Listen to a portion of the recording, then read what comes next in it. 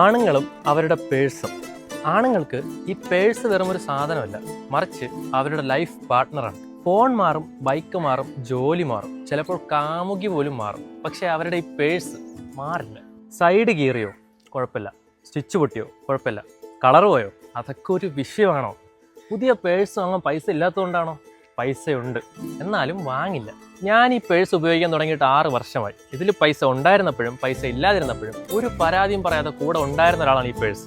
അങ്ങനെ ഒരാളെ നമുക്ക് പെട്ടെന്ന് വേണ്ടാന്ന് വെക്കാൻ പറ്റും.